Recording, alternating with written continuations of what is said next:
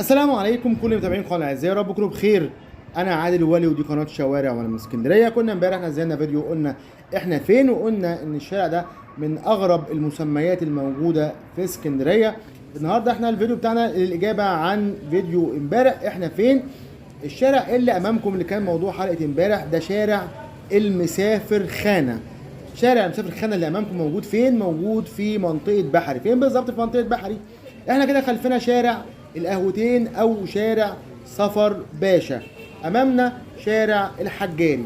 شارع المسافر خانه ما بين شارع صفر باشا اللي خلفنا وامامنا شارع الحجاري. ايضا خلفنا في ايه؟ خلفنا على الشمال في بقش مشويات بقش، وعلى اليمين في مسجد زاويه خطاب الخطابيه. خلفنا في ايضا في ابو اشرف اسماك ابو اشرف، وحسني مشويات حسني، ومنزل الشيخ امين حلال اللي كان بيرسم حلال عليه، ومنزل المطربه شفيقه، وفي جيلاتي النظامي اصل الجيلاتي في اسكندريه، وفي على اليمين ايضا فرن حبيب، وفي شارع راس التين اللي يوديك لقهوه العربجيه او قهوه العوالم، وشارع ابو ورده وقهوه المشايخ.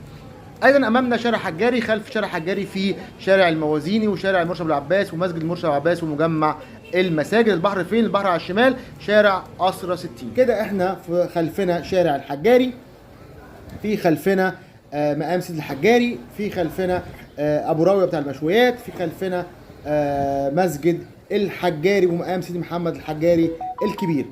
امامنا شارع صفر باشا او شارع القهوتين. ليه سموه شارع المسافر خانه؟ كلمة خانة هي لفظ فارسي طبعا معناه منزل أو مأوى، وتم إضافته في العصر العثماني إلى بعض الكلمات الدالة على أماكن زي سلخانة، مسافر خانة، كتب خانة، مهندس خانة، رصد خانة. فمسافر خانة هو بيت أو مأوى أو مكان لنزل المسافرين من أماكن بعيدة، فبيتم استضافتهم في هذا المنزل او هذه السرايا في عصر محمد علي او من عصر العثمانيين. ثم اصبح السرايا اللي امامكم هي اللي تسمى على اسمها المنزل، هي حاليا دار منار الاسلام لتحفيظ القران.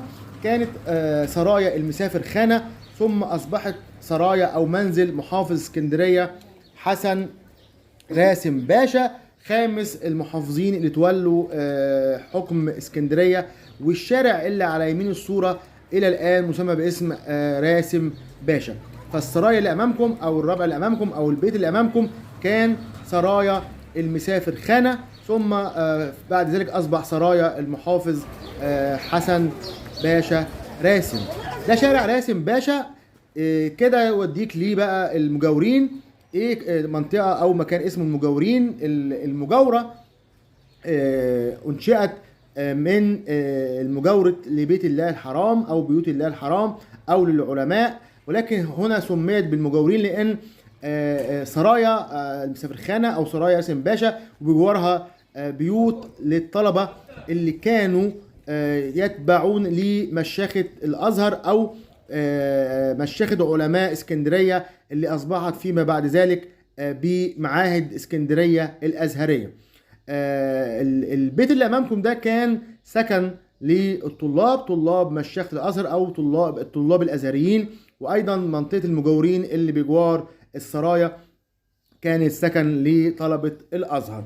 الدراسة الأزهرية أو الأزهر الشريف بدأ وجوده في اسكندرية سنة 1903. دي يافطة الشارع، شارع المسافر خانة. طبعا اسم غريب على ناس كتير ممكن ما تعرفش يعني ايه مسافر خانة. زي ما قلنا الازهر الشريف بدأ في تواجد في اسكندرية سنة 1903. عندما جاء الازهر الى اسكندرية كان مفتي الديار الشيخ محمد عبده، وكان شيخ الازهر الشيخ سليم البشري اللي الشارع بتاعه في هذه المنطقة امام مقام سيدي محمد الحجاري. التعليم في اسكندرية قبل وجود الازهر الشريف كان عبارة عن ايه؟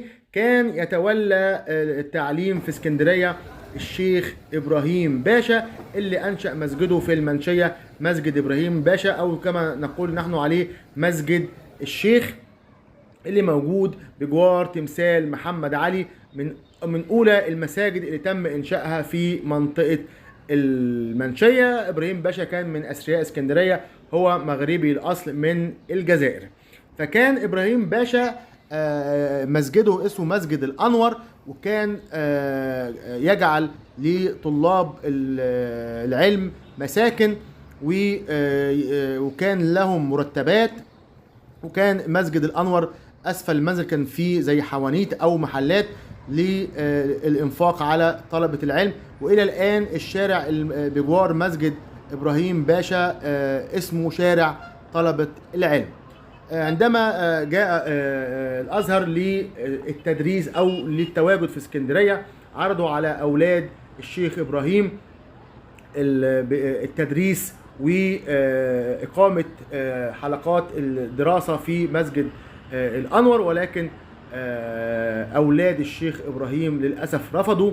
فالأزهر الشريف اختار في البداية 7 مساجد للتدريس لطلبة العلم: مسجد المرشد العباس والبوصيري وسيدي ياقوت والتمراز والشربجي وطاهر باشا، ثم المسجد الأرضي ومسجد عبد اللطيف ومسجد تربانة. المساجد دي وعبد الرحمن بن هرمز المساجد اللي كان بيتم الدراسة فيها من قبل الأزهر. وكان أول من تولى مشيخة علماء الأزهر أو مشيخة علماء اسكندرية كان الشيخ محمد شاكر رحمة الله عليه، من العلماء الأفاضل.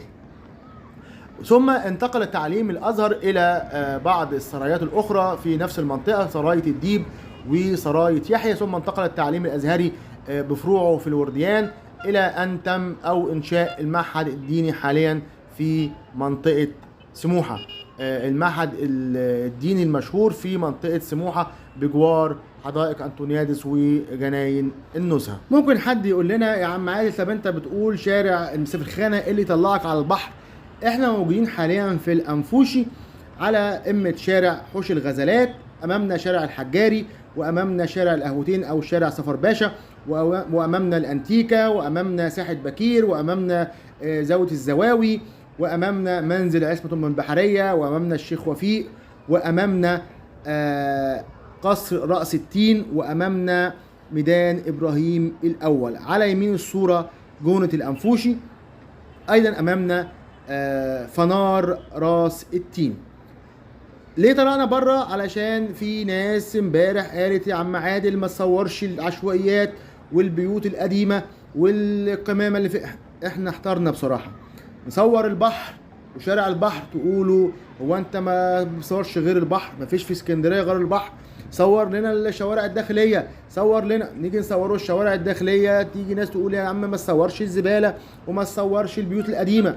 المنطقة اللي احنا موجودين فيها حاليا بالكاميرا، اللي ما عندوش فكرة، هي أصل اسكندرية، جزيرة فاروس وجونة الجزيرة أو جونة الأنفوشي.